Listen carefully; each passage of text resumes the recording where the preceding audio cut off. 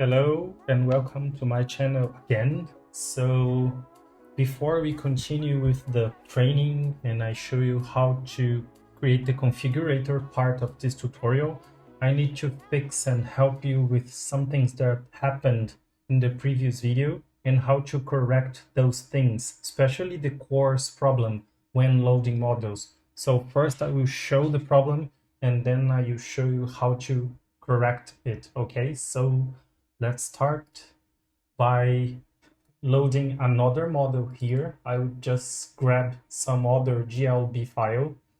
This one is a helmet, as you can see. So I will do all the same process that I did on my previous. I'll just change the intensity and make it more reflexive. So I will change some properties on this material, like decreasing the roughness value. I can get a more metallic looking in this helmet, which is pretty good, and it looking great. So I would just turn off the ground because we don't need it for this scene. And now I'm ready to go. And this is the problem. When you export here the asset, so let's export this. Like it is exported to my class here, just to rename it just helmet. And let's jump into Visual Studio Code. Let's change our model from the drill one that we are using right now by this new one, and let's see what happens. So I will just change here helmet, and then let's npm start. And now I need to save the file first. As you can see, I forgot.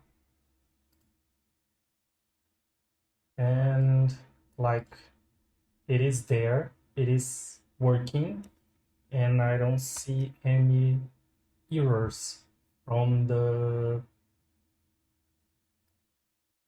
console log. So everything worked as expected, but sometimes what you get is a coarse error because you use another path, another file that it is bringing the environment from a different place. So you see a bunch of errors here, and you would see a black, everything black. So what happens is when the Pixotronics viewer cannot find the environment, it looks like this. It's the same as you removing the environment image. So it will look like this, dark as this. So if this happens to you, all you have to do is to replace this environment map for something else, either from your computer or from an internet address that it is enabled to load files.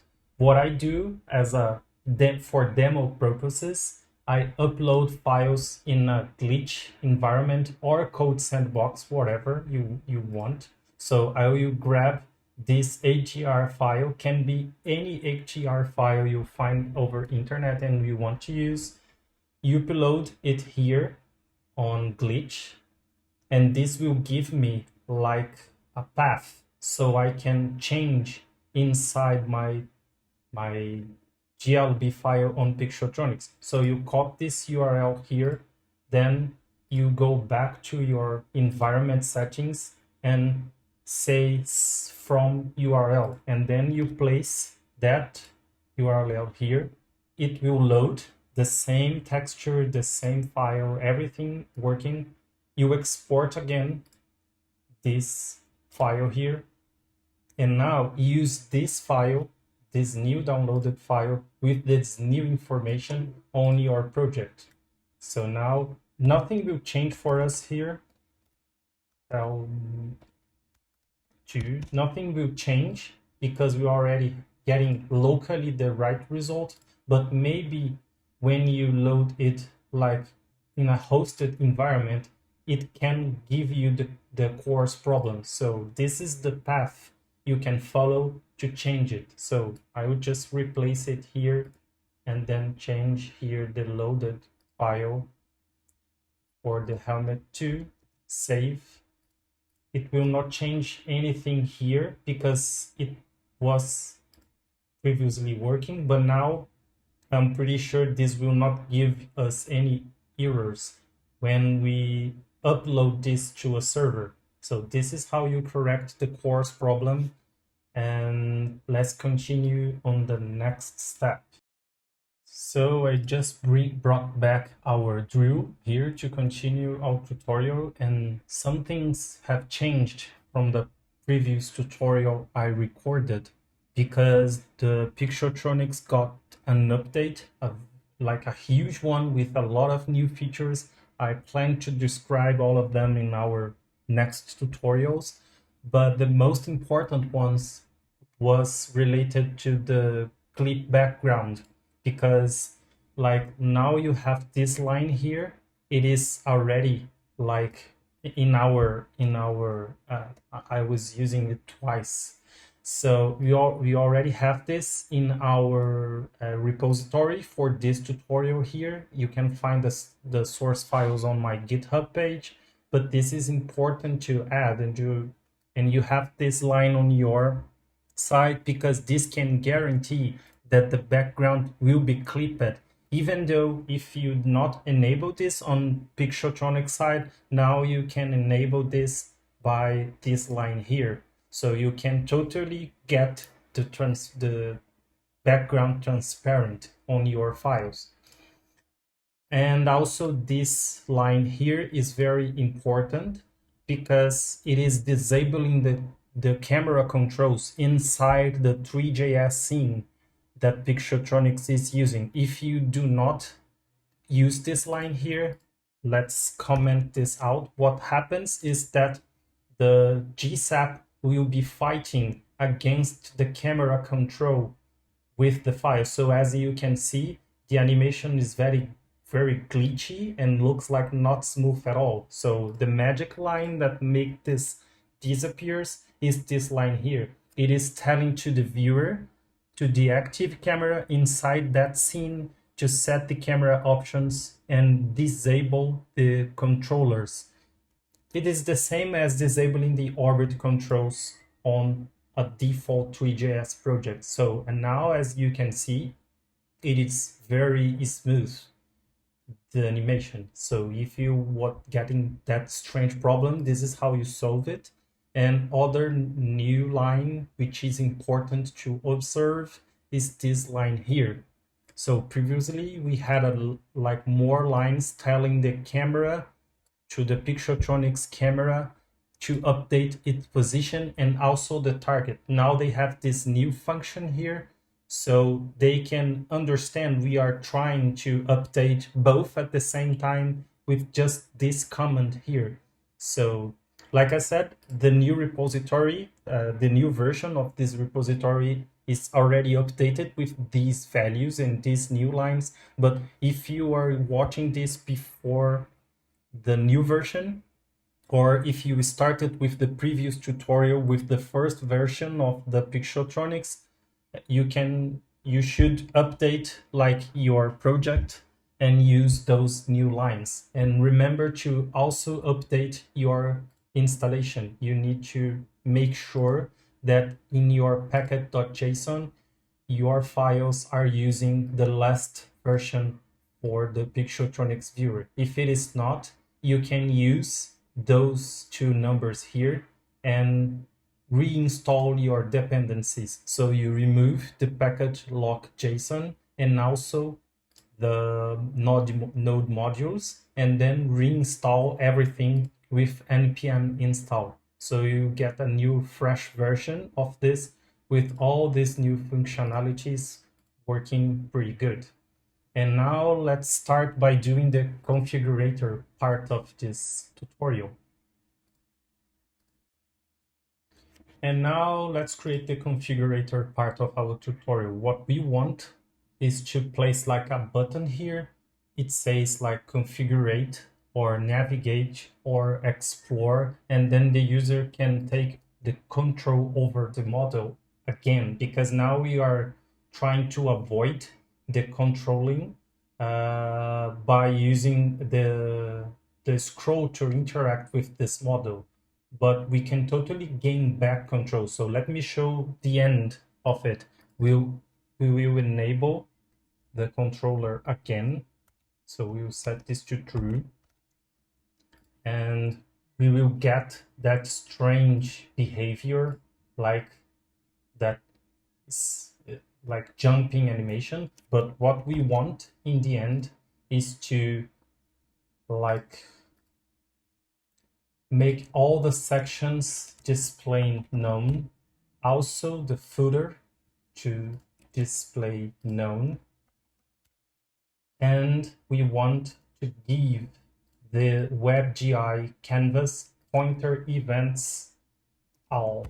So if we do this, as you can see, we can interact again with the model. So now we are not scrolling it anymore. We are taking control over the model. And this is exactly what we want. But we want to do this when we press a button. So those are the properties we will be changing when the user presses that button. So let's do it. I will start by adding another button on our HTML here. So I will copy this one and use this here and say like configure or customize would be better. And now we have a new button there that it says customize. Let's give another class here like button customize.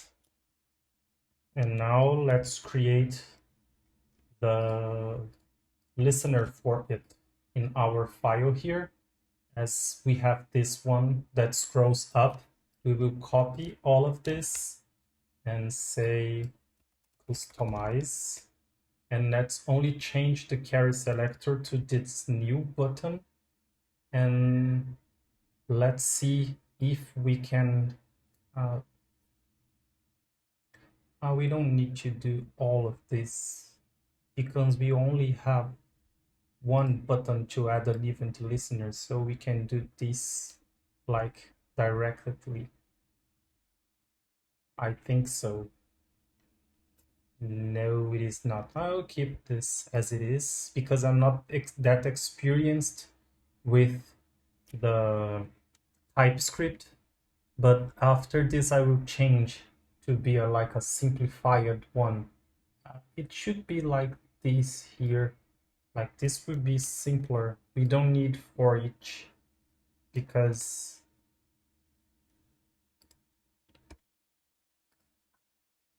I don't know why TypeScript is like complaining about it. Because it is carry selector all. It needs to be carry selector. TypeScript is very smart. So what we want is just console log to see if this is getting the element we want. So just console, let's say here, just to be able to see if it is right. It lost all the look and feel because I changed the name, but it is there. So now I can get the click on the button we want. Let's just add this new style to our button. It will be all the same. Like I said, you can do it differently. And like creating only one class to share the properties. I'm copying it here just to make it like faster. But now we get the look and feel again, and now we can console log what we need. So now what we need to do, we need to change the visibility from all those things to none. So first we need to set this to false again on the start. But when we click on this button here, we want this to be true. And now to make things easier for us, we can just like embrace all the interface, all the things we want to make invisible when we click on this button here. Embrace all of this with a container. So this is what I'm going to do here. I go all the way up here.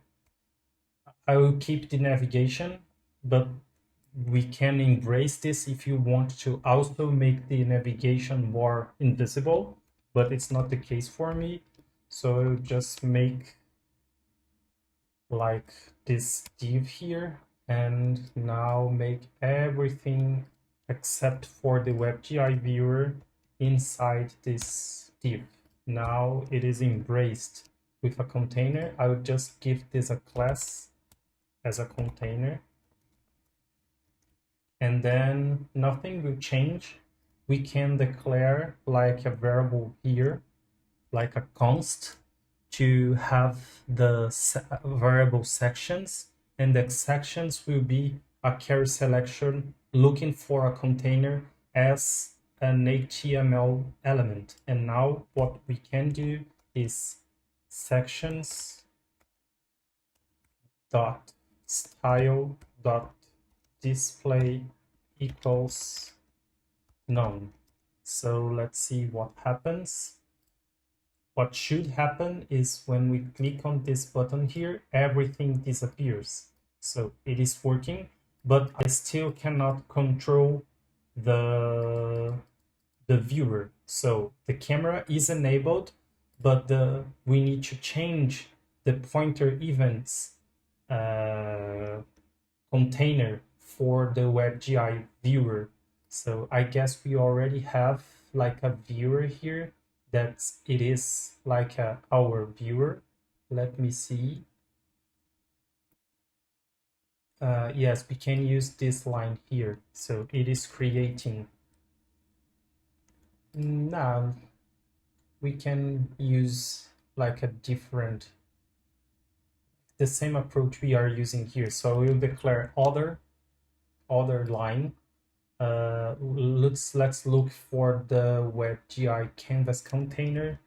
I guess this is the one we need to change the property. Let's just make sure of that. So when we have here, yes, it is the container. So in this one, it says pointer events none. If I change here to all, we can control it. So this is what we need to change with JavaScript and TypeScript. So this time I will not make a carry selector. I will do get element by ID, because it is using an ID and not a class. So this is the ID we need to look for. So it will be like this. I guess when we do this, we don't need to place any symbols. Let's just rename this as main container or something else. And then what we can do is main container dot style dot pointer events equals all. And this should do the trick for us. So it is working, everything, like nothing happening to the camera. When we click customize, everything is removed, and now I can take control over the camera. What I like to do is also to change the cursor to indicate the user that they can interact with this, and not just keeping this cursor here. And you can do it by just saying like document.body dot style dot cursor equals, and we can use the graph. So I guess now when we click on this button here, as you can see, the cursor has changed to it is pretty good, like it's looking pretty good. So now we want to do is to add an interface here to be able to change either the texture or the camera or the colors, everything you want to change, to configure this, and also add an exit button, because when we enter on this, we cannot scroll the page anymore. So we need to have another function to revert everything we did here, to exit the customizer, and then we can go back to the scrolling experience. Let's add the exit button to be able to go back to the scrollable experience. I'll do this by adding another button like the same one that we are using here, but I would just make another one here saying exit. Yes, let's give this like a different class, like button exit. I can keep this one and just say button exit. Yes, because all the properties will be the same. We just need another class. We will not be able to see this because we need to change this class and this container here. So I guess we have this on our CSS file. Let's see. Yes, we have. Let's make this display flex. So probably we'll be able to see the button when we click. Yes. So it is display flex now, but it is wrong. So what we need to change is the position. This needs to be like vertically aligned and horizontally, and then let's add this in the end of the interface. And now for the button, I will just make this new class like a width of, let's say, 200. It will be too much. Can be like way much smaller than this. And I guess it needs to be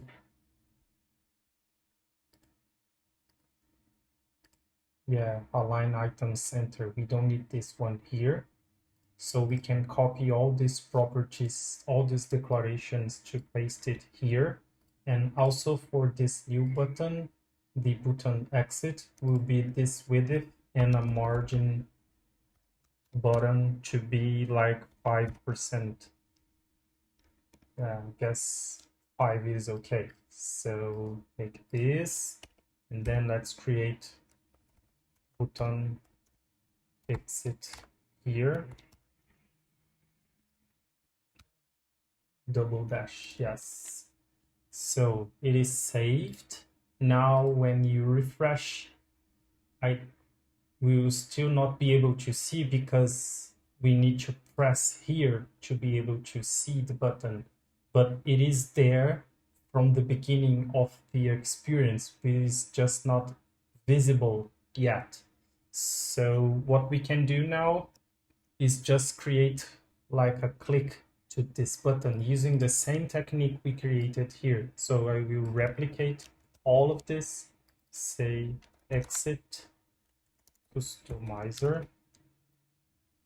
The sections we don't need because they are the same. Also the container, it is the same. Yes, it is like still declared here.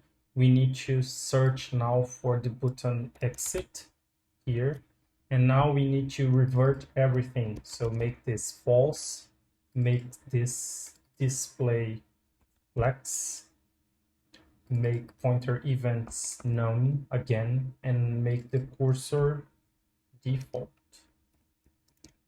So I guess if everything is okay, when we press here, you enter. When you press exit, you cannot press because I guess we need to change the Z index for this button here. Let's see. 5. Yeah, let's add the Z index here on the class for this button. 5, I think it is okay. And now when we press here, we can click on this. When we click exit, the problem is like the previous default for the container, main container, is not display flex, it is display block. So we need to correct this to be able to get the previous behavior. So, okay, when we press exit, everything is okay again. It is working. Right now, the animation is very quick. So when you press customize, it just jumps right out the animation. So if you want to make this a smooth transition with a camera movement, this is easy. So all you have to do is to grab those two as an example. They are moving the camera and the target at the same time, remember? But they are doing it by using the scroll trigger as the trigger for the animation. So this time what we can do, like when we click customize, we can do the animation, but using just the plain GSAP, not using scroll trigger. So we can remove this one, and we can also add a GSAP here, and also remove the scroll trigger for this one. And in this case, I will be on update on both because they can run on different. I'm not creating a timeline for this one. I'm creating like two animations at the same time. And the values you can place here, you can grab from the Pixotronics viewer. So let's do it together again. I will just find the file we are using right now, which is here. Let's open the editor and let's find a good camera position for this new situation. So I will just drag the model here. I guess I need to open on my viewer. Yeah, on my finder. So we want another position. We want after clicking on customize. Let's say we want this position. Like so, I position the camera, animations, camera views, add current view, and now we have the values for this new situation. So let's change here. We want the position to be minus 2.6, y 0.2, and z to minus 9.6. And for the target, it will be minus 0.15, 1.18, and 0.12. And we need some extra information here. We need the duration for both of them. So we have the duration of, let's say, 2 seconds, and also an easy function that can be power 3.in out. All of this we can find on the GSAP documentation, but as you can see with those two simple lines, when we now click on the customize button, an animation will happen, and then you can see the result. You can also do the same for the exit. I will not be doing this just to make things like simpler here, but as you can see, we have a problem. When we click on customize, we already like enabled the camera. As you can see, the animation is jumping. So to avoid that, all you can do is to call another function like onComplete and call like enable controllers, a function. This function, we have to create it. So let's create it here.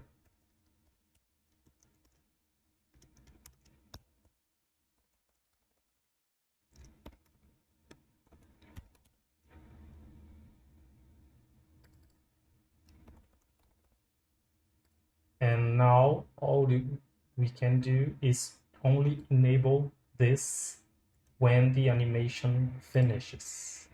So Let's see if it works. Customize like a charm, so you can see like those jumping animations anymore. And with this, we complete this part of the tutorial. For the next part of it, we will have some buttons here to change the colors for our Drew. But it is looking pretty good. I hope you like it, and see you in the next part of this tutorial. Thank you very much for sticking with me, and again, forgive me for my bad English, but I hope this tutorial can help you. See you. Bye bye.